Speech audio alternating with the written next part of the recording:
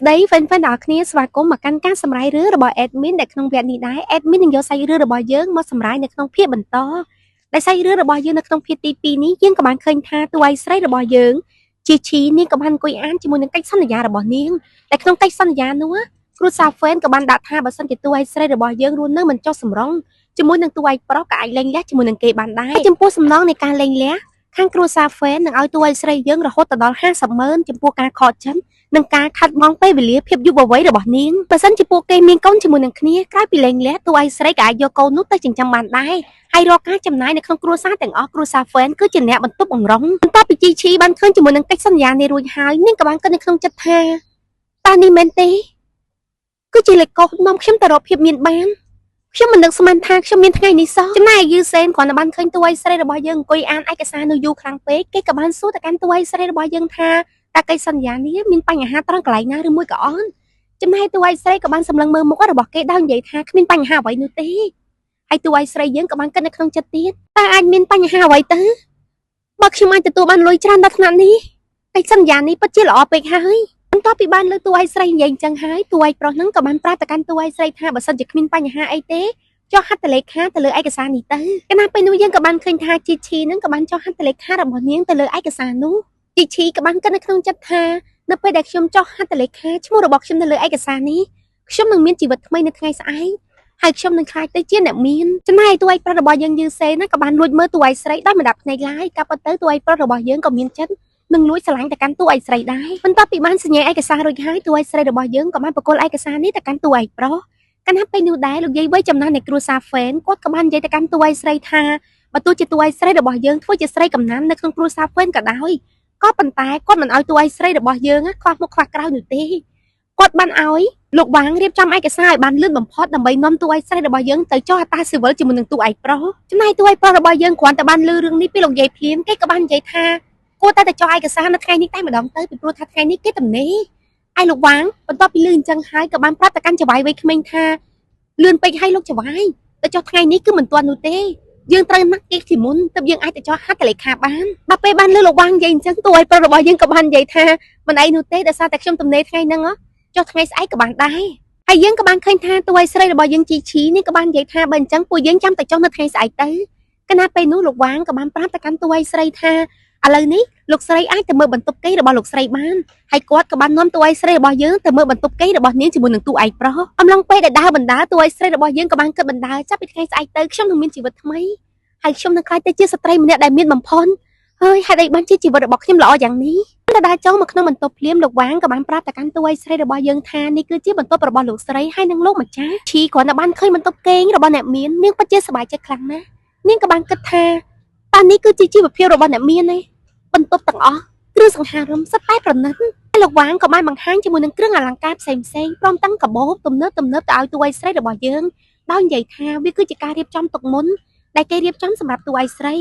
ីហើយសង្ឃឹមថាតួឯកស្រីរបស់យើងនឹងពេញចិត្តក៏ប៉ុន្តែបើសិនជាមានចំណុចណាមិនពេញចិត្តក៏អាចប្រាប់មកកាន់គាត់បានដែរគាត់នឹងកែតម្រូវទៅតាមចំណង់ចំណូលចិត្តរបស់តួឯកស្រីហើយជាឈីគ្រាន់តែបានឃើញជាមួយនឹងគ្រឿងអលង្ការព្រមទាំងកាបូបទំនើបទាំងអស់នោះហើយនាងក៏បាននិយាយថាគ្មានបញ្ហាអ្វីនោះទេគ្រប់យ៉ាងគឺសុទ្ធតែជារបស់តែខ្ញុំចូលចិត្តបន្ទាប់មកតួឯកស្រីរបស់យើងក៏បាននិយាយទៅកាន់លោកវាងថាលោកវាងខ្ញុំមានរឿងមួយដែលចង់សួរទៅកាន់លោកតើខ្ញុំអាចសុំបើកប្រាក់ឈ្នួលរបស់ខ្ញុំទុកជាមុនបានទេកាលណាពេលនោះដែរតួឯកស្រីរបស់យើងក៏បាននិយាយបន្ថែមទៀតថាពេលនេះលោកប៉ារបស់នាងកំពុងតែវះកាត់នាងមិនទាន់បានបង់លុយសម្រាប់ថ្លៃពេទ្យនោះទេហើយនាងក៏ចង់បញ្ជូនលោកប៉ារបស់នាងទៅកាន់បន្ទប់ឯកជនមួយដ៏ល្អដែរអញ្ចឹងហើយបានជានាងសុំឲ្យលោកវាងនៅបើកប្រាក់ខែឲ្យនាងទុកជាមុនពេលលោកវាងបានលើបែបនេះរួចហើយគាត់ក៏បានហុចកាត់ខ្មៅមួយមកឲ្យតួឯកស្រីរបស់យើងដោយនិយាយថាស្រីតូចលោកស្រីម្ចាស់ធំបានណែនាំថាក្នុងកាតនេះមានលុយត្រឹមតែ50,000តែប៉ុណ្ណោះសម្រាប់ឲ្យលោកស្រីដើរតាមកប៉ាល់ចំណែករឿងរបស់គ្រួសារលោកស្រីវិញពេលនេះខាងយើងបានដោះស្រាយរួចរាល់ហើយលោកប៉ារបស់លោកស្រីគឺអាចទៅសម្រាននៅក្នុងបន្ទប់ VIP បានចំណែកឯលោកគ្រូពេទ្យដែលមកព្យាបាលនឹងវះកាត់ឲ្យលោកប៉ារបស់លោកស្រីក៏ក្រុមគ្រួសារហ្វេនជាអ្នករៀបចំដែររកការចំណាយទាំងអស់នៅក្នុងមន្ទីរពេទ្យលោកស្រីម្ចាស់បានរៀបចំរួចរាល់លោកស្រីមិនចាំបាច់បារម្ភអំពីរឿងនេះនោះទេហើយថ្ងៃស្អែកនេះលោកប៉ារបស់លោកស្រីក៏អាចធ្វើការវះកាត់បានដែរតែតួឯកស្រីរបស់យើងគ្រាន់តែបានលើបែបនេះហើយនាងក៏បានសួរទៅកាន់លោកវាងថាតើរឿងទាំងអស់នេះរៀបចំមុនខ្ញុំទៀតមែនទេចំណែកលោកវាងក៏បានប្រាប់ថាលោកស្រីម្ចាស់បានរៀបចំរឿងនេះរួចរាល់ជាការស្រេច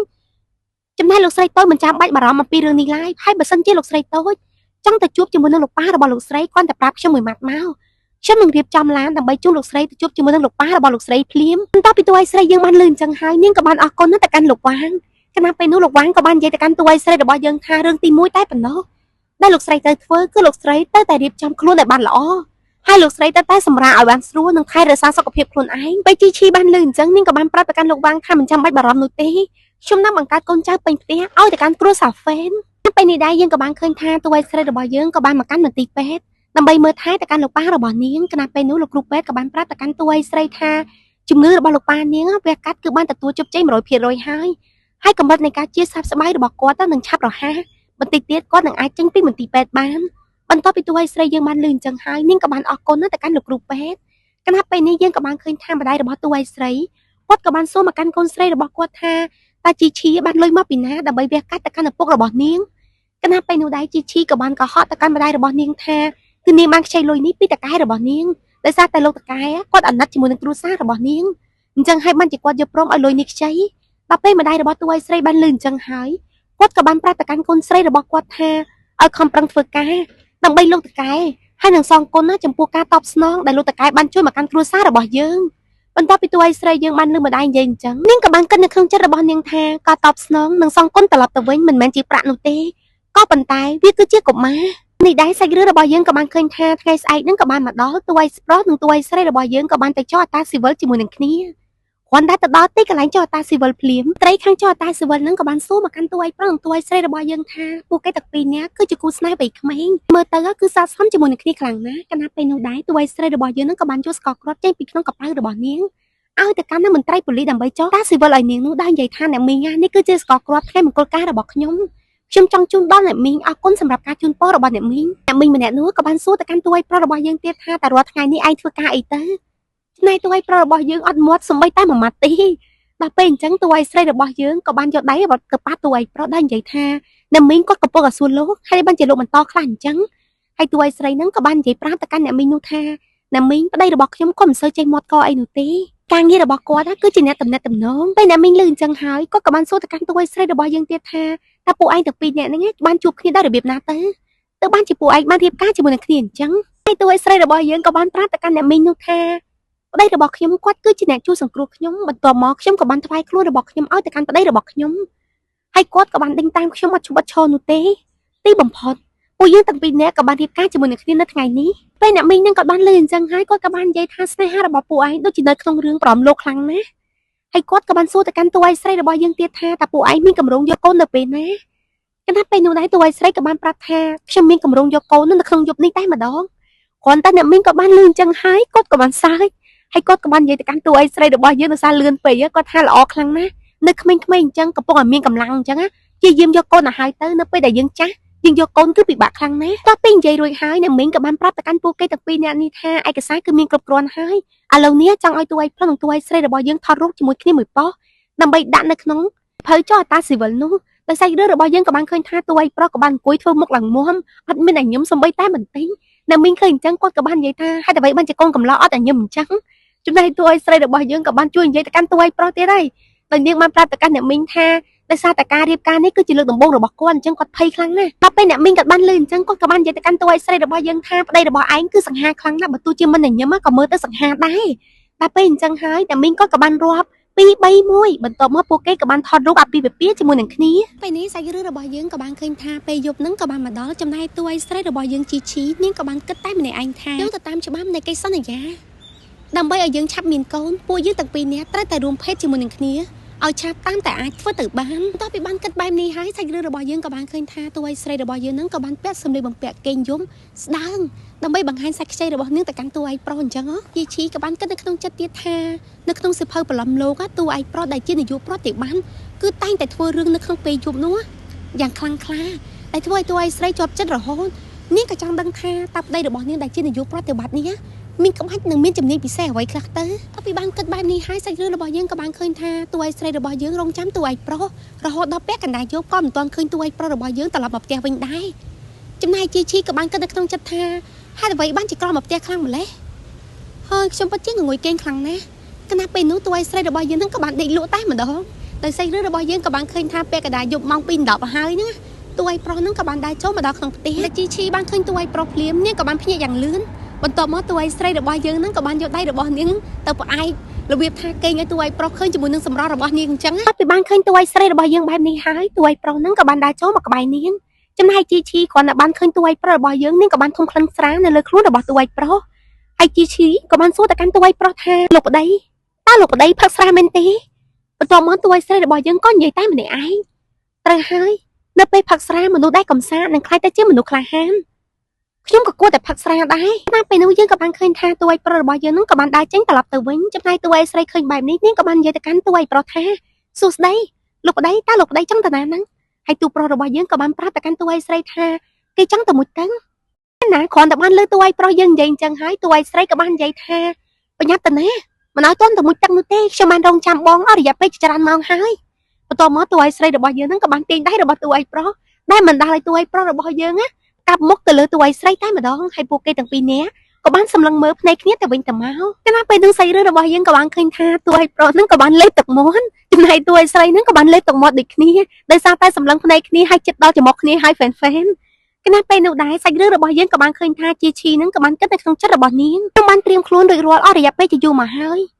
ក៏ប៉ុន្តែឲ្យតែនិយាយដល់ចំណុចនេះភ្លាមខ្ញុំមិនដឹងថាគួរប្រើជើងនិងប្រើដៃបែបណានោះទេគឺជាមនុស្សថ្មថ្មីម្នាក់ដែលមិនធ្លាប់មានទំនាក់ទំនងស្នេហាពីមុនមកមិនតែតួឯកស្រីរបស់យើងមិនធ្លាប់មានទំនាក់ទំនងស្នេហាទេសូម្បីតែតួឯកប្រុសក៏មិនដែលមានមិត្តស្រីពីមុនមកដែរបន្ទាប់ពីបានគិតបែបនេះរួចហើយជីឈីក៏បានយកដៃរបស់នាងនឹងទៅច្របាច់សាច់ដុំដាំទ្រូងរបស់តួឯកប្រុសហើយក៏ច្របាច់ជាមួយនឹងក្បាលពោះរបស់តួឯកប្រុសដែរគ្រាន់តែតួឯកប្រុសយើងរត់និយាយតួឯកស្រីក៏បានយកដៃរបស់នាងមកដាក់លើមុខរបស់តួឯកប្រុសដោយនិយាយថាលោកប្តីមិនចាំបាច់និយាយអ្វីនោះទេលោកប្តីមានដាំទ្រូងដែលណែនក្តន់មានសាច់ពោះ6កង់ហើយមានរូបរាងសង្ហាទៀតបន្ទាប់ពីនិយាយអញ្ចឹងរួចហើយតួឯកស្រីរបស់យើងក៏បានលាតដៃរបស់នាងទៅលើគ្រែដោយនិយាយថាចូលមកខ្ញុំបានត្រៀមខ្លួនរួចហើយអូយអេដមីនមើលត្រង់កន្លែងនេះអេដមីនភ្ញាក់ជាមួយនឹងតួឯកស្រីយើងតែម្ដងណាដល់ពេលតួឯកប្រុសបានលើតួឯកស្រីនិយាយអញ្ចឹងកំពុងមានអារម្មណ៍មិនក៏ប្រហែលជាអត់អារម្មណ៍វិញដែរហ្វេនបន្ទាប់ពីតួឯកប្រុសរបស់យើងក្រធ្វើសកម្មភាពខ្លាំងពេកតួឯកស្រីក៏បានយកបបោមាត់របស់នាងធ្វើស្រួយដាក់តួឯកប្រុសយើងដោយតួឯកប្រុសថាបបោមាត់របស់នាងមកតែគណៈពេលនោះយើងក៏បានឃើញថាសេងយឺក៏បាននិយាយទៅកាន់ប្រពន្ធរបស់គេថាថ្ងៃនេះមិនមែនជាថ្ងៃល្អនោះទេហើយគេបំរុងងើបចេញពីតួឯកស្រីក៏ប៉ុន្តែក៏ត្រូវបានតួឯកស្រីរបស់យើងនឹងចាត់ទាញក្បាត់ករបស់គេជាប់ដោយនិយាយថាហេតុអីបានជាមិនមែនថ្ងៃល្អជីឈីក៏បាននិយាយទៅកាន់តួឯកប្រុសរបស់យើងទៀតថារឿងបែបនេះគេធ្វើនៅពេលល្ងាចគេមិនដែលធ្វើនៅពេលថ្ងៃនោះទេតាមពេលនោះយើងក៏បានឃើញថាតួឯកប្រុសរបស់យើងនឹងក៏បានយកដៃរបស់គេមកអែតនៅលើខ្លួនរបស់តួឯកស្រីហើយជីឈីក៏បាននិយាយទៀតថាពួកយើងទាំងពីរនាក់សិតតែមានសុខភាពល្អខ្ញុំជឿជាក់ថាខ្ញុំប្រកាសជាអាចបង្កើតកូនប្រុសដ៏ធន់ហើយធំឲ្យទៅលោកបានពេលណាកំពុងតែនិយាយសុកតួឯកប្រុសរបស់យើងនឹងក៏បានចាប់តួឯកស្រីអំវិលទៅចំហៀងបន្ទាប់មកគេក៏បានកេញអោបតួឯកស្រីរបស់យើងហើយគេបាននិយាយពីកូនណៃទៅកាន់តួឯកស្រីចំណែកជីឈីគាត់នៅបានលើប្តីនិយាយអញ្ចឹងហើយនាងក៏បានគិតទៅក្នុងចិត្តថាគាត់បានចំណាយប្រាក់យ៉ាងច្រើនសម្រាប់ខ្ញុំមិនមែនដើម្បីតែបង្កើតកូនទេខ្ញុំបានឆ្លងកាត់រឿងជាច្រើនបើជាគាត់ចង់ត្រឹមតែដេកអោបខ្ញុំតែប៉ុណ្ណោះហើយបរិសចង្រៃម្នាក់នេះហេតុអ្វីបានជាមើលរំលងពេលវេលាដ៏ល្អបែបនេះអញ្ចឹងណាពេលនេះដែរសាច់រឿងរបស់យើងក៏បានឃើញថាពេលព្រឹកហ្នឹងក៏បានចូលមកដល់ហើយតួឯកស្រីរបស់យើងនាងបានដឹងថាតួឯកប្រុសងើបតាំងពីស្មាម៉ានោះទេតែលោកវាងចូលមកក្នុងបន្ទប់របស់តួឯកស្រីទៅបានតួឯកស្រីយើងដឹងខ្លួនពេលដែលតួឯកស្រីរបស់យើងដឹងខ្លួននាងក៏បានរាវរកប្តីរបស់នាងគណៈពេលនោះដែរលោកវាងក៏បានប្រាប់ទៅកាន់តួឯកស្រីថាលោកម្ចាស់តូចចេញទៅខាងក្រៅតាំងពីព្រឹកហើយគាត់ទៅបំពេញការងារនៅឯក្រៅប្រទេសអាទិត្យក្រោយបានគាត់ត្រឡប់មកវិញណៃជីឈីគាត់នៅបានលឺអញ្ចឹងនាងក៏បានគិតនៅក្នុងចិត្តថាប្តីរបស់ខ្ញុំបានទៅឯក្រៅប្រទេសរយៈពេល1អាទិត្យអញ្ចឹងខ្ញុំត្រូវរងចាំរហូតដល់អាទិត្យក្រោយទើបអញចាប់ផ្ដើមម្ដងទៀតបានតែពេលដែលគិតបែបនេះហើយសាច់រឿងរបស់យើងក៏បានឃើញថាតួឯកស្រីក៏បាននឹកឃើញខ្លួនឯងឥឡូវនេះកំពុងតែជាអ្នកមានអញ្ចឹងហើយតួឯកស្រីរបស់យើងក៏បានប្រាប់ទៅកាន់លោកវាងថានាងចង់គេងបន្តិចទៀតតួឯកស្រីក៏បានគិតនៅក្នុងចិត្តថ្ងៃនេះគឺជាថ្ងៃដែលខ្ញុំមានជីវិតជាអ្នកមានហើយខ្ញុំត្រូវតែរស់នៅឲ្យបានល្អបំផុតតើពីបាននិយាយអញ្ចឹងហើយតួឯកស្រីរបស់យើងក៏បានគេងលក់យ៉ាងសុខស្ដំទៅឥឡូវសាច់រឿងរបស់យើងក៏បានឃើញថាជីវិតរបស់អ្នកមានពេលព្រឹកឡើងតួឯកស្រីរបស់យើងក៏មានចុងភៅផ្ទាល់ខ្លួនហើយចុងភៅម្នាក់នេះគាត់នឹងមកណែនាំជាមួយនឹងមុខម្ហូបពិសេសទៅកាន់តួឯកស្រីរបស់យើងចុងភៅដែលមានជំនាញបំផុតបាននិយាយប្រាប់ទៅកាន់តួឯកស្រីយើងថាការញ៉ាំបង្កងនិងសាច់ជ្រូក3ជាន់នឹងធ្វើឲ្យសុខភាពរបស់តួឯកស្រីយើងគឺល្អខ្លាំងតែតួឯកស្រីរបស់យើងបានស្ដាប់ជាមួយនឹងមុខម្ហូបនីមួយៗដែលចុងភៅបានរៀបរាប់តួឯកស្រីរបស់យើងក៏មានអារម្មណ៍ថាគឺទៅជីវិតអ្នកមានពិតជាល្អមែនសូម្បីតែពេលញ៉ាំអាហារក៏មានអ្នកជ្រៀងឲ្យស្ដាប់ដែរកាលណាពេលនោះលោកវាងក៏បានប្រាប់ទៅកាន់តួឯកស្រីរបស់យើងថាវាមិនមែនជាការជ្រៀងទេលោកស្រី គាត់គឺជាមេចុងភៅផ្ទាល់ខ្លួនរបស់លោកស្រីហើយចាប់ពីពេលនេះតទៅបើសិនជាលោកស្រីចង់ញ៉ាំអ្វីក៏អាចប្រាប់ទៅកាន់គាត់ដែរគាត់មានឈ្មោះថាលីតពេលនិយាយអញ្ចឹងហើយលោកវ៉ាងក៏បានទះដៃឲ្យចុងភៅទាំងអស់នោះលើកម្ហូបមកឲ្យតួឯស្រីរបស់យើងតែស្រីរបស់យើងក៏បានឃើញថាម្ហូបទាំងអស់នេះគឺជាលំហូបលំដាប់កម្ពស់របស់អ្នកមានញ៉ាំតែតួឯស្រីរបស់យើងមិនដែលញ៉ាំកាលពីមុនមកនោះទេជាឈីគ្រាន់តែបានឃើញគេលើកម្ហូបមកភ្លាមនាងក៏បានយកដៃរបស់នាងមកក្តិចនៅលើដៃរបស់នាងចង់ដឹងថានាងសុបិនឬមួយក៏ជាការប៉ិនពុទ្ធធ្វើហើយនេះគឺជាការប៉ិនមិនមែនជាការសុបិននោះទេណែលោកវ៉ាងក៏បានហត់ចង្កឹះឲ្យទៅកាន់តួឯស្រីរបស់យើងដើម្បីសាភ្លួជាមួយនឹងអាហារទាំងអស់នោះដោយសាច់រឿងរបស់យើងក៏បានឃើញថាជាឈីក៏បានញ៉ាំអាហារដែលមានរសជាតិឆ្ងាញ់ទាំងអស់នោះរីករាយជាមួយនឹងជីវិតជាអ្នកមានរបស់នាងតទៅពីបានញ៉ាំអាហាររួចហើយជីឈីក៏បានមកគេងហាកម្ដៅព្រះអាទិត្យតួឯស្រីរបស់យើងកំពុងតែរស់នៅក្នុងជីវភាពជាអ្នកមានកាលណាពេលនោះលោកវ៉ាងក៏បានដើរសម្ដៅមកកាន់តួឯស្រីរបស់យើងដែលបានលើកជាមួយនឹងបង្អែមមកជាច្រើនដែលគាត់បានប្រាប់ទៅកាន់តួឯស្រីរបស់យើងថាវាគឺជាបង្អែមពេលថ្ងៃត្រង់សម្រាប់ឲ្យតួឯស្រីរបស់យើងស្រស់ស្រូបហើយគាត់ក៏បាននិយាយទៅកាន់តួឯស្រីរបស់យើងទៀតថាបើសិនជាមានអីខ្វះខាតឬមួយក៏ចង់ញ៉ាំអីអាចប្រាប់មកកាន់គាត់បានចំណែកជីឈីគាត់តែបានឃើញជាមួយនឹងបង្អែមទាំងអស់នោះហើយនាងក៏បានគិតនៅក្នុងចិត្តថានេះគឺជាជីវិតរបស់អ្នកមានខ្ញុំធ្លាប់តែបានឃើញនៅក្នុងកញ្ចក់ទូរទស្សន៍តែប៉ុណ្ណោះបន្ទាប់មកលោកវ៉ាងហ្នឹងក៏បានដាក់ជាមួយនឹងកែវភេទជ្ជៈមួយឲ្យតួឯស្រីរបស់យើងផឹកគាត់តែបានផឹកមកអីហើយតួឯស្រីរបស់យើងក៏បានក្រោបឡើងបាននិយាយទៅកាន់លោកវ៉ាងថាលោកពូឆ្ងាញ់ខ្លាំងណាស់ខ្ញុំចង់បានមួយកែវទៀតគណៈពេលនោះដែរលោកវ៉ាងក៏បានទទួលទូរស័ព្ទដោយប្រាប់ទៅកាន់តួឯស្រីរបស់យើងថាជាងសាឡនណាបានមកដល់ផ្ទះហើយគឺតួឯស្រីរបស់យើងត្រូវទៅស្ប៉ាជាមួយនឹងរាងកាយរបស់នាងហើយព្រមនឹងធ្វើឲ្យស្បែករបស់នាងទន់រលោងឥឡូវនេះយើងក៏បានឃើញថាអ្នកជំនាញក៏បានមកដល់ផ្ទះរបស់តួឯស្រីហើយគេក៏បានរៀបចំមកធ្វើខ្លួនឲ្យតួឯស្រីរបស់យើងមានទាំងស្ប៉ាមុខមានទាំងលាបឡេមានទាំងបិទម៉ាស់មានទាំងញិចមុននិយាយទៅគឺជាជីវិតមួយដ៏ស្នុកស្ដាប់បំផុតដែលមនុស្សស្រីគ្រប់គ្នាប្រាថ្នាចង់បានដូចជាតួឯស្រីយើងអញ្ចឹងសូម្បីតែអេដមីនណាសម្រាប់រឿងនេះអេដមីនក៏ចង់បានជីវិតដូចជាតួឯស្រីដែរបើសិនជាមានទេបបត់ម្នាក់មកនិយាយដាក់អេដមីនហើយចុះកិច្ចសន្យាឲ្យអេដមីនរៀបការបែបនេះអេដមីនយល់ព្រមតែម្ដងបងប្អូនទាំងអស់គ្នាអេដមីនមើលរឿងនេះហើយតសើជាមួយនឹងសំណាងរបស់តួឯស្រីតាមពេលដែលតួឯស្រីរបស់យើងកំពុងតែសប្បាយចិត្តពេលនោះដែរសាច់រឿងរបស់យើងក៏បានឃើញថាលោកពូវ៉ាងគាត់ក៏បានដើរចូលមកដល់ដោយប្រាប់ទៅកាន់តួឯស្រីរបស់យើងថាយប់នេះគឺលោកម្ចាស់ត្រឡប់មកវិញហើយគ្រាន់តែតួឯស្រីរបស់យើងបានលើកបែបនេះនាងក៏បានមើលមុខរបស់លោកវ៉ាងបន្ទាប់មកតួឯស្រីរបស់យើងក៏បាននិយាយថាមួយសប្តាហ៍តែហើយដែលប្តីរបស់ខ្ញុំមិននៅផ្ទះលើកនេះខ្ញុំត្រូវតែបញ្ចេញកំហឹងដាក់គាត់ឲ្យចេញពីចិត្តរបស់ខ្ញុំតែម្ដងមើលទៅតួឯស្រីរបស់យើងយប់នេះកំពុងតែមានបំណងបង្វក់តួឯប្រុសដើម្បីយកកូនទៀតឲ្យហ្វេនណាពេលដែរឈុតបន្ទាប់នៃសាច់រឿងរបស់យើងក៏បានឃើញថាជាឈីក៏បានផាត់ជាមួយនឹងម្សៅនិងលាបក្រែមព្រមទាំងពាក់សម្លៀកបំពាក់យ៉ាងស្ដើងដើម្បីចាំតួឯប្រុសរបស់យើងត្រឡប់មកវិ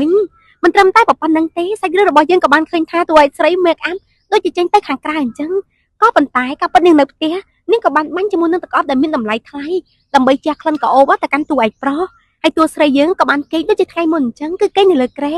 រងចាំតួឯប្រុសរបស់យើងតែបានឃើញតួឯប្រុសភ្លាមតួឯស្រីក៏បាននិយាយថាលោកប្តីបងត្រឡប់មកវិញហើយតែពេលនោះដែរតួឯប្រុសរបស់យើងក៏បាននិយាយទៅកាន់ប្រពន្ធរបស់គេថាយប់ហើយមិនទាន់គេងទៀតអីឈីខឹងជាមួយនឹងប្តីរបស់នាងខ្លាំងណាស់នាងក៏បាននិយាយទៅកាន់តួឯប្រុសថាអានេះគឺជាប្រតិបត្តិអ្វីទៅមានអ្វីដែលគួរខ្មាស់អៀនខ្ញុំបានត្រៀមខ្លួនអស់រយៈពេល1សប្តាហ៍ហើយដើម្បីគេងជាមួយនឹងលោកមានអីគួរខ្មាស់អៀនទៅពួកយើងគឺជាប្តីប្រពន្ធហើយតួឯស្រីរបស់យើងក៏បានប្រាប់ទៅកាន់តួប្រុសថាកាលពីល្ងាចមិញនេះនាងបានផឹកជាមួយនឹងថ្នាំជំនួយឲ្យឆាប់មានកូនណាថែមទាំងនាងហូរឈាមច្រមុះផងដែរគ្រាន់តែតួឯប្រុសរបស់យើងបានលើថាតួឯស្រីហូរឈាមច្រមុះគេក៏បានសួរទៅកាន់តួឯស្រីថាតើការឈាមច្រមុះនោះគឺជាការឈាមច្រមុះប្រភេទណាទៅហើយតួស្រីរបស់យើងក៏បានប្រាប់ទៅកាន់តួប្រុសថាមិនអីនោះទេមិនបាច់ចាំខ្វល់ឡើយបន្ទាប់ពីនិយាយបែបនេះហើយសាច់រឿងរបស់យើងក៏បានឃើញថាតួឯស្រីរបស់យើងក៏បានកត្រុបទៅចាប់តួឯប្រុសរបស់យើងគាត់ទៅលើដីតែម្ដងពីឈីក៏បានយកដៃរបស់នាងមកឯមុខរបស់តួឯប្រុសដែរនិយាយថាយប់នេះបងគឺជារបស់អូនហើយហើយតួឯប្រុសរបស់យើងយឺសេនក៏បានសួរទៅកាន់ប្រពន្ធថាជីឈីតើអូនចង់ធ្វើអីហ្នឹងតួឯស្រីរបស់យើងក៏បានយកដៃរបស់នាងមកចុចនៅលើដើមទ្រូងរបស់តួឯប្រុសដែលធ្វើឲ្យទឹកមុខរបស់តួឯប្រុសយើងឡាក់កុហកផុតភ័យជាមួយនឹងទង្វើរបស់តួឯស្រីកាលណាពេលនោះដែរតួឯប្រុសរបស់យើងអៀនខ្លាំងណាស់ហើយគេត្រង់មិនបាននោះទេគេក៏បានរុញតួឯស្រីរបស់យើងចេញហើយតួឯស្រីរបស់យើងអុកគូតតែម្ដងបន្ទាប់ពីតួឯស្រីរបស់យើងអុកគូតហើយនាងក៏បាននិយាយទៅកាន់តួឯប្រុសថាលោកប្តីហេតុអីបានជាបងវាយខ្ញុំខ្លាំងម្ល៉េះយឺសេហ្នឹងក៏បានទៅសុំទោសប្រពន្ធរបស់គេដោយនិយាយថាខ្ញុំគ្មានបំណងនោះទេតែមានឈឺកន្លែងណាអត់ចំណែកតួឯស្រីរបស់យើងក៏បានប្រាប់ទៅកាន់តួប្រុសថានាងឈឺខ្លាំងណាស់គឺនាងឈឺនៅត្រង់បេះដូងរបស់នាងនេះឯងបន្ទាប់ពីបានធ្វើបែបនេះទៅកាន់ប្តីរួចហើយតួឯស្រីរបស់យើងក៏បានសួរទៅកាន់តួប្រុសថាតើបងមិនចូលចិត្តខ្ញុំទេអីចំណែកតួឯប្រុសរបស់យើងក៏បានប្រាប់ទៅកាន់ប្រពន្ធរបស់គេនាងគឺស្អាតខ្លាំងណាស់ ខ្ញុំមិនដែរចូលចិត្តអ្នកណាដូចជាចូលចិត្តនាងនោះទេតើពីលើទូប្រុសនិយាយចឹងហើយតួឯស្រីរបស់យើងក៏បាននិយាយទៅកាន់ទូប្រុសថាបើសិនជាចូលចិត្តខ្ញុំបងថើបខ្ញុំមួយមកដើម្បីបញ្ជាចំណែកតួឯប្រុសរបស់យើងក៏បានសម្លឹងមើលមុខរបស់តួឯស្រីបន្ទាប់មកគេក៏បាននិយាយទៅកាន់តួឯស្រីថាជីឈីតើអូនពិតជារៀបចំខ្លួនរួចហើយពិតមែនទេហើយសាច់រឿងរបស់យើងក៏បានឃើញថាតួឯប្រុសរបស់យើងក៏បានខំបបោមួយរបស់តួឯស្រីហើយពួកគេទាំងពីរនាក់ក៏បានចាប់ផ្ដើមរួមមេត្រីភេទជាមួយនឹងគ្នាវិញទាំងអស់គ្នាសាច់រឿងរបស់យើងគឺល្អមើលខ្លាំងណាស់ admin ជឿថាបន្ទាប់ពី fan ទាំងអស់គ្នាបានមើលរឿងនេះហើយ fan ទាំងអស់គ្នាក៏អង្គុយឲ្យខ្ញុំដូចជា admin ដែរ admin សម្រាប់បណ្ដាគឺឲ្យខ្ញុំម្នាក់ឯងបណ្ដាដូចជា fan ទាំងអស់គ្នាមកស្ដាប់ឮសំឡេងរបស់ admin អញ្ចឹងឥឡូវនេះយើងក៏បានឃើញថាដែលលេងរីក៏ខ្លាចទៅជារីភ្នំភ្លើងក៏ខ្លាចទៅជាផ្ទុះដោយសារតែតួឯស្រីនិងតួឯប្រុសរបស់យើងពួកគេទាំងពីរនាក់បានរស់នៅជាមួយនឹងគ្នានៅក្នុងយប់នោះបន្ទាប់ពីពួកគេបានប្រើកម្លាំងអស់ពីខ្លួនរួចហើយតួឯស្រីរបស់យើងក៏បាននិយាយថាលោកប្តីណាបងពិតជាអស្ចារ្យខ្លាំងណាស់បងគឺជាបរិបម្នាក់ដែលអស្ចារ្យពិតមែនហើយតួឯប្រុសរបស់យើងក៏បាននិយាយថាបងហត់ខ្លាំងណាស់ពួកយើងគួរតែសម្រាប់ទៅមានណា fan គ្រាន់តែបានលើប្តីនិយាយអញ្ចឹងតួឯស្រីរបស់យើងក៏បានឡើងទៅលើតួឯប្រុសបន្ទាប់មកនាងក៏បាននិយាយថាវានៅប្រឡប់ឡើយទេឆាប់គេងម៉េះបន្ទាប់មកតួឯស្រីយើងនឹងក៏បានក្របភួយហើយយើងក៏បានឃើញថាតួឯប្រុសព្យាយាមរើបំរាស់ចេញពីតួឯស្រីក៏ប៉ុន្តែរើអត់ឈ្នះតួឯស្រីនោះទេចំណែកជីឈីក៏បានចេញពីភួយត្រឡប់មកវិញដោយនិយាយថាកុំសង្ឃឹមថាបងស្រែកទៅមានអ្នកណាម្នាក់មកជួយបងឲ្យសោះគ្មានអ្នកណាម្នាក់អើពើជាមួយនឹងបងនោះទេតែពេលនេះសាច់រឿងរបស់យើងក៏បានឃើញថាពេលព្រឹកហ្នឹងក៏បានមកដល់តួឯប្រុសរបស់យើងកំពុងតែញ៉ាំអាហារពេលព្រឹកពេលនោះដែរទីក៏បានដើរសម្ដៅមកកាន់តួឯប្រុសរបស់យើងបន្ទាប់មកនាងក៏បានយកដៃរបស់នាងហ្នឹងតាំងអាចលើដើមទ្រូងរបស់តួឯប្រុសតួស្រីរបស់យើងក៏បានយកដៃរបស់នាងអៀកោះតួឯប្រុសទីជីឈីក៏បាននិយាយថាការពីយប់មិញនេះបងបានធ្វើការងារធន់ធ្ងរខ្លាំងណាស់អញ្ចឹងហើយព្រឹកឡើងបងគួរតែញ៉ាំអាហារបានច្រើនដល់ពេលនិយាយរួចហើយសាច់រឿងរបស់យើងក៏បានឃើញថាតួឯស្រីរបស់យើងនឹងក៏បានថើបតួឯប្រុសចំថ្ពាល់របស់គេដែលបណ្ដាលឲ្យតាមក្រែមរបស់តួឯស្រីយើងជាប់ជាមួយនឹងថ្ពាល់របស់តួឯប្រុសពេលនោះដែរយូសេនក៏បាននិយាយទៅកាន់ប្រពន្ធរបស់គេថាពេលនេះលោកវ៉ាងកំពុងនៅទីនេះតែមិនខ្មាស់គាត់ទេអីតែឯលោកវ៉ាងគ្រាន់តែបានលឺអញ្ចឹងក៏បាននិយាយទៅកាន់តួឯប្រុសថាពេលនេះគាត់មានការរបបទៅកក់សពមួយផ្លែតសិនហើយលោកវ៉ាងក៏បានដើរចាច់ចេញពីទីកន្លែងនោះទៅចំណែកតួឯប្រុសរបស់យើងក៏បានស្រែកឲ្យលោកវ៉ាងជួយដល់គេផងដោយសាររឿងរបស់យើងក៏បានឃើញថាតួឯស្រីនឹងក៏បានគៀកកោះរបស់តួឯប្រុសទាញតួឯប្រុសរបស់យើងចូលទៅក្នុងបន្ទប់ម្ដងទៀតតែពេលនេះដែរសាច់រឿងរបស់យើងក៏បានឃើញថាតួឯប្រុសរបស់យើងកំពុងតែធ្វើការខណៈពេលនោះតួឯស្រីរបស់យើងក៏បានដើរមកដល់អូហ្វីសរបស់តួឯប្រុសទីឈីក៏បានវិលខ្លួនមកក្បែរប្តីរបស់នាងយឺក៏បានប្រាប់ទៅកាន់តួឯស្រីថាឥឡូវនេះខ្ញុំកំពុងធ្វើការណែសិនយឺក៏បាននិយាយទៅកាន់តួឯប្រុសរបស់យើងថាមើលទៅបងធ្វើការហាក់ដូចជាហត់ខ្លាំងណាស់គួរតែរកពេលខ្លះដើម្បីសម្រាប់ទៅសាច់រឿងរបស់យើងក៏បានឃើញថាតួឯស្រីរបស់យើងក៏បានចាប់កកអាវរបស់តួឯប្រុសជាប់ខណៈពេលដែលពួកគេកំពុងតែបតបគ្នាទៅវិញទៅមកជំនួយការរបស់តួឯប្រុសហ្នឹងក៏បានដើរចូលមកដល់ប្រធានហើយវាបានឃើញតួឯប្រុសរបស់យើងនៅជាមួយនឹងលោកស្រីរួចហើយជំនួយការនោះក៏បានដើរត្រឡប់ទៅវិញចំណែកតួឯប្រុសរបស់យើងក៏ព្យាយាមស្រែកហៅជំនួយការរបស់គេឲ្យត្រឡប់មកវិញដើម្បីជួយសង្គ្រោះដល់គេផងសាច់រឿងរបស់យើងក៏បានឃើញថាតួឯស្រីរបស់យើងក៏បានរំលោភបំពានទៅលើតួឯប្រុសបានសម្រេចម្ដងទៀតតែពេលនេះដែរសាច់រឿងរបស់យើងក៏បានឃើញថាតួឯប្រុសនិងតួឯស្រីកំពុងតែញ៉ាំអាហារជាមួយនឹងលោកយាយនោះដែរលោកយាយវ័យចំណាស់ហ្នឹងក៏បានប្រាប់លោកវ៉ាងឲ្យអង្គុយចុះដើម្បីអង្គុយញ៉ាំអាហារជាមួយនឹងគាត់តែសាច់រឿងរបស់យើងក៏បានឃើញថាតួឯប្រុសជាយាមញ៉ាំបាយយ៉ាងច្រើនចំណែកតួឯស្រីក៏បាននិយាយទៅកាន់តួឯប្រុសថាប្តីសម្លាញ់បងបានអង្គុយញ៉ាំបាយរយៈពេល1ម៉ោងហើយពួកយើងគួរតែឡើងទៅជាន់ទី2ទៅហើយតួឯប្រុសរបស់យើងក៏ព្យាយាមញ៉ាំបាយបន្ថែមទៀតដោយនិយាយទៅកាន់តួឯស្រីថាខ្ញុំញ៉ាំមិនទាន់ឆ្អែតនោះទេពេលដែលតួឯប្រុសរបស់យើងកំពុងអួលបាយតួឯស្រីនឹងក៏បានយកដៃរបស់នាងមកជូនមុនរបស់តួឯប្រុសអេដមីនមើលត្រង់កន្លែងនេះមើលទៅតួឯប្រុសរបស់យើងគឺខ្លាចតួឯស្រីឲ្យហ្វេនយឺក៏បានប្រាប់ទៅកាន់ប្តីរបស់នាងថានាងនឹងជួយរំលាយអាហារឲ្យទៅកាន់តួឯប្រុសដោយនាំតួឯប្រុសទៅជាន់ទី2ចំណែកតួឯប្រុសរបស់យើងគាត់ទៅបានលើប្រពន្ធយាយអញ្ចឹងហើយគេពិតជាមានការផិតភ័យខ្លាំងណាស់គេក៏បានចាប់ដៃរបស់លោកយាយជាប់ដែរនិយាយថាលោកយាយតើលោកយាយមានរឿងអ្វីដែលនិយាយជាមួយនឹងខ្ញុំមែនទេលោកយាយថាចង់និយាយជាមួយខ្ញុំតែ2នាក់អស់ពេលនោះសាច់រឿងរបស់យើងក៏បានឃើញថាលោកយាយវ័យចំណាស់មិនបានជួយទៅកាន់តួឯប្រុសនោះទេគាត់បែរជាលើកទូរស័ព្ទដៃរបស់គាត់តែប្រាប់ថាពេលនេះក៏មានការរវល់ត្រូវទៅដោះស្រាយបញ្ហារបស់គាត់សិនគាត់ក៏ផ្ដាំឲ្យចៅប្រុសរបស់គាត់ទៅញ៉ាំស៊ុបឲ្យបានច្រើនទៅដើម្បីបើកម្លាំងតែលោកយាយដើរចេញទៅតួឯស្រីរបស់យើងក៏បាននិយាយថាអរគុណច្រើនហើយលោកយាយសាច់រឿងរបស់យើងក៏បានឃើញថាតួឯស្រីនឹងក៏បានទាញកករបស់តួឯប្រុសបន្ទាប់មកគេក៏នាំតួឯប្រុសរបស់យើងទៅជាន់ទី2ក៏ទៅអាណិតតួឯប្រុសរបស់យើងខ្លាំងណាស់ហ្វេនព្យាយាមស្រែកទៅកាន់លោកយាយដើម្បីលោកយាយជួយសង្គ្រោះក៏ប៉ុន្តែលោកយាយអត់បានខ្វល់ជាមួយនឹងតួឯប្រុសរបស់យើងនោះទេ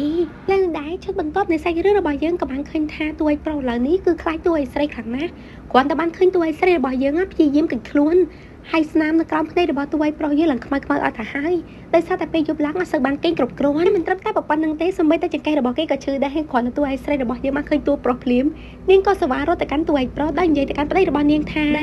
ទុកឲ្យខ្ញុំជាអ្នកជួយបងដើម្បីគៀលបងទៅកាន់បន្ទប់របស់ពួកយើងណាពេលនោះដែរតួឯកប្រុសរបស់យើងក៏បាននិយាយថាមិនចាំបាច់នោះទេហើយគេក៏បានហៅទៅកាន់លោកវាងជួលគ្រូដែលមានជំនាញដើម្បីបង្រៀនទៅកាន់តួឯកស្រីរបស់យើងអំពីសុជីវធម៌និងការរស់នៅមិនត្រឹមតែប៉ុណ្្នឹងទេតែតូនជាមួយនឹងអក្សរផ្ចង់គណិតវិទ្យាលោកវាងលើបែបនេះរួចហើយក៏បាននិយាយបន្ថែមទៀតថា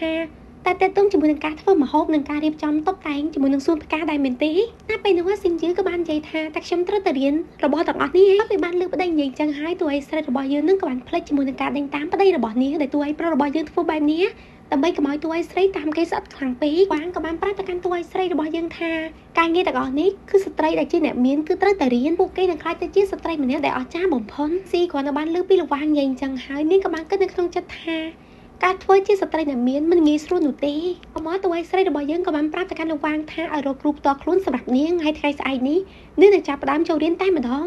ក៏ប៉ុន្តែមិនមែនរៀនដើម្បីតែអក្សរផ្ចង់ការតុបតែងផ្កានោះទេនាងក៏ចង់រៀនបើកជាមួយនឹងត្រាក់ទ័រទាំងឡានទំនើបផ្សេងផងដែរហើយតួឯកប្រុសរបស់យើងគ្រាន់តែបានលើតួឯកស្រីនិយាយអញ្ចឹងហើយប្រុសរបស់យើងក៏បានលបស្ដាប់តួឯកស្រីកាលណាពេលនេះសាច់រឿងរបស់យើងក៏បានឃើញថាតួឯកស្រីនឹងក៏បានរៀនបើកជាមួយនឹងអាចោកខ្លាចតែជាអ្នកជំនាញមិនត្រឹមតែប៉ុណ្្នឹងនោះទេតួឯកស្រីរបស់យើងក៏រៀនបើកជាមួយនឹងរថយន្តធុនទំនើបផ្សេងផងដែរមករយៈដែលតួឯកស្រីរបស់យើងកំពុងរៀនបើកឡាននេះនាងបានតែញញ៉ៃជាមួយនឹងតួឯកប្រុសនោះទេឡានដឹកទំនិញដែលមានទម្ងន់រហូតទៅដល់រាប់តោនក៏តួឯកស្រីរបស់យើងអាចបើកបរបានដែរពេលនេះយើងក៏បានឃើញថាតួឯកស្រីរបស់យើងក៏ខ្លាចជាក្មេងស្រីម្នាក់ដែលមានសមត្ថភាពពោះបំផុតជាឈីក៏បានគិតនៅក្នុងចិត្តថាការរៀនបើកបរគឺមិនងាយស្រួលទេក៏ប៉ុន្តែដើម្បីខ្លាចទៅជាស្ត្រីម្នាក់សាសមនឹងគ្រូសាហ្វេនខ្ញុំត្រូវតែធ្វើឲ្យបានប៉ុន្តែប៉ុណ្ណឹងនោះទេសាច់រឿងរបស់យើងក៏បានឃើញថាតួឯកស្រីក៏បានមករៀនជាមួយនឹងជំនាញវិទ្យាសាស្ត្រផ្សេងឈីក៏បានគិតនៅក្នុងចិត្តថានៅពេលនេះខ្ញុំបានលួចហាយជាមួយនឹងទូរស័ព្ទរបស់ប្តីខ្ញុំហើយបើសិនជាគាត់ហ៊ានលួចមានស្រីគាត់ខ្ញុំប្រកាសជាដឹងជាមិនខាននេះបានជាហៅថាអ្នករៀនមែនហ្វេនគឺរៀនគ្រប់សពសូម្បីតែហាយទូរស័ព្ទប្តីក៏តួឯកស្រីរបស់យើងអាចធ្វើបានដែរឥឡូវនេះយើងក៏បានឃើញថាតួឯកស្រីរបស់យើងនាងក៏បានចូលមកក្បែរតួឯកប្រុសតែនិយាយទៅកាន់តួឯកប្រុសរបស់យើងថាប្តីគាត់នៅតួឯកស្រីរបស់យើងមកដល់ភ្លាមតួឯកប្រុសសវេសវាបិទជាមួយនឹងលេអាវរបស់គេពីព្រោះខ្លាចតួឯកស្រីរបស់យើងធ្វើបាបទៅលើរាងកាយរបស់គេទៀតជាស៊ីក៏បានបង្ហាញជាមួយនឹងសញ្ញាបត្ររបស់នាងទាំងអស់ទៅកាន់តួឯកប្រុសដោយមុខវិជ្ជាមួយណាក៏ដោយក៏តួឯកស្រីរបស់យើងបាននៅទេអេដែរពេលនោះយូសេនក៏បាននិយាយទៅកាន់ប្រពន្ធរបស់គេថាខ្ញុំបានឲ្យនាងទៅរៀនដាំផ្កាក៏ប៉ុន្តែនាងបែរជារៀនទៅបើកឡានដឹកដីទៅវិញណាពេលនោះដែរតួឯកស្រីរបស់យើងក៏បាននិយាយទៅកាន់តួឯកប្រុសថាពួកយើងគួរអបអរជាមួយនឹងគ្នាទៅហើយបន្ទាប់មកសាច់រឿងរបស់យើងក៏បានឃើញថាតួឯកស្រីនាងក៏បានបោះសញ្ញាបត្រទាំងអស់ទៅលើតួឯកប្រុសបន្ទាប់មកនាងក៏បានចាប់តួឯកប្រុសរបស់យើងដើម្បីធ្វើបាបទៅកាន់តួឯកប្រុសរបស់យើងទៀតហើយខណៈពេលនេះសាច់រឿងរបស់យើងក៏បានឃើញថាតួឯកស្រីរបស់យើងនាងក៏បានពិនិត្យជាមួយនឹងទឹកនោមពេលនោះដែរតួឯកស្រីក៏បានគិតនៅក្នុងចិត្តថារដូវរបស់ខ្ញុំខាន់មកជាច្រើនថ្ងៃហើយចុះបើសិនជាខ្ញុំមានផ្ទៃពោះខ្ញុំនឹងឈ្នះបានលុយរហូតដល់5លានក៏ប៉ុន្តែបើសិនជាខ្ញុំគ្មានផ្ទៃពោះនោះទេខ្ញុំត្រូវតែព្យាយាមម្ដងហើយម្ដងទៀតណាពេលនោះសាច់រឿងរបស់យើងក៏បានឃើញថាតួឯកស្រីហ្នឹងក៏បានពិនិត្យទឹកនោមរបស់នាងហើយតួឯកស្រីរបស់យើងក៏បានអ៊ុតទីបំផុតក៏បានឃើញថាគឺមានកំហមកឆ្នូត2នៅលើប្រដាប់ពិនិត្យទឹកនោមនោះតែបញ្ជាក់ថាតួឯកស្រីរបស់យើងកំពុងមានផ្ទៃពោះហើយតួឯកស្រីរបស់យើងគ្រាន់បានឃើញបែបនេះភ្លាមនាងពិតជាសប្បាយចិត្តខ្លាំងណាស់ដោយនាងគិតថានាងនឹងអាចក្លាយទៅជាស្ត្រីម្នាក់ដែលមានលុយច្រើនសាច់រឿងរបស់យើងក៏បានឃើញថាតួឯកស្រីហ្នឹងក៏បានយកអាប្រដាប់ពិនិត្យទឹកនោមហ្នឹងមកបង្ហាញទៅកាន់លោកវាងគ្រាន់តែលោកវាងបានឃើញបែបនេះភ្លាមគាត់ក៏សប្បាយចិត្តជាមួយនឹងតួឯកស្រីរបស់យើងដែរដោយគាត់បាននិយាយថាលោកស្រីពេលនេះលោកស្រីកំពុងមានផ្ទៃពោះហើយចំណែកតួឯកស្រីក៏បានប្រាប់ទៅកាន់លោកវាងថាកុំទាន់អាចនិយាយអីខ្ញុំចង់ទៅមន្ទីរពេទ្យដើម្បីពិនិត្យមើលឲ្យច្បាស់សិនបន្ទាប់ពីឮតួឯកស្រីយើងនិយាយចឹងហើយលោកវាងក៏បាននាំតួឯកស្រីដើម្បីទៅកាន់មន្ទីរពេទ្យធ្វើការពិនិត្យសុខភាពជាបន្ទាន់ឥឡូវនេះសាច់រឿងរបស់យើងក៏បានឃើញថាតួឯកស្រីរបស់យើងកំពុងតែនៅក្នុងបន្ទប់ខណៈពេលនោះលោកគ្រូពេទ្យក៏បានប្រាប់ទៅកាន់តួឯកស្រីរបស់យើងថាពេលនេះតួឯកស្រីកំពុងតែមានកូនភ្លុះរហូតដល់3នាក់ឯណោះហើយលោកគ្រូពេទ្យក៏បានប្រាប់ទៅកាន់តួឯកស្រីទៀតថាឲ្យថែរក្សាសុខភាពឲ្យបានល្អចំណែកជីឈីក៏បានឮថាខ្លួនឯងមានកូនភ្លុះ3នាក់ភ្លាមនាងពិតជាភ្ញាក់ផ្អើលខ្លាំងណាស់បន្ទាប់មកនាងក៏បានយកដៃរបស់នាងដេកទៅកាន់លោកវាងដោយសួរទៅកាន់លោកវាងថាតើលោកវាងឈឺទេចំណែកលោកវាងក៏បានប្រាប់ថាឈឺខ្លាំងណាស់ក៏ប៉ុន្តែខ្ញុំរំភើបចិត្តខ្លាំងជាងឈឺទៅទៀតហើយគណៈពេលនោះតួឯកស្រីរបស់យើងក៏បានគិតនៅក្នុងចិត្តថាកូនម្នាក់ខ្ញុំទទួលបាន5លានហើយចុះបើសិនជាកូនរបស់ខ្ញុំគឺជាកូនប្រុសទាំងអស់តើខ្ញុំនឹងទទួលបានលុយប្រមាណទៅលោកវាងចំណែកលោកវាងក៏បានប្រាប់ទៅកាន់តួឯកស្រីរបស់យើងថាតួឯកស្រីនឹងអាចទទួលបានរហូតដល់650000ឬក៏អាចឈានទៅដល់9500000ផងដែរបន្ទាប់ពីឈីបានលើបែបនេះរួចហើយនាងក៏បានប្រាប់ឲ្យលោកវាងបញ្ញាព្យាការទៅកាន់គ្រួសាររបស់នាងទៅដើម្បីឲ្យពួកគេរៀបចំលុយឲ្យមកកាន់នាងហើយសាច់រឿងរបស់យើងក៏បានឃើញថាតួឯកស្រីក៏បានអង្គុយគិតតែម្នាក់ឯង ទីបំផុតខ្ញុំខ្លាចទៅជាអ្នកមានហើយកូនរបស់ខ្ញុំពិតជានាំសំណាងឲ្យខ្ញុំពិតមែនគណៈពេលនេះតួឯកប្រុសរបស់យើងកំពុងឲ្យនៅក្រៅប្រទេសដើម្បីជួបជុំជាមួយនឹងសមាជិកពីហ៊ុនរបស់គេទាំងអស់ដើម្បីពិភាក្សាអំពីគម្រោងការថ្មីគណៈពេលនោះទូរស័ព្ទដៃរបស់តួឯកប្រុសក៏បានរឡើងលោកវ៉ាងក៏បានប្រាប់ទៅកាន់តួឯកប្រុសរបស់យើងថាពេលនេះលោកស្រីវ័យក្មេងកំពុងមានផ្ទៃពោះហើយថែមទាំងមានកូនភ្លោះទៀតផងគាត់នៅតួឯកប្រុសរបស់យើងបានលើបែបនេះហើយគេសប្បាយចិត្តខ្លាំងណាស់តួឯកប្រុសរបស់យើងក៏បានប្រាប់ទៅកាន់ម្ចាស់ភាគហ៊ុនទាំងអស់គ្នាថាពេលនេះខ្ញុំខ្លាចជាលោកប៉ារបស់គេហើយតួប្រុសរបស់យើងក៏បានបញ្ជាកូនចៅរបស់គេរៀបចំជាមួយនឹងយន្តហោះផ្ទាល់ខ្លួនដើម្បីមកទទួលគេ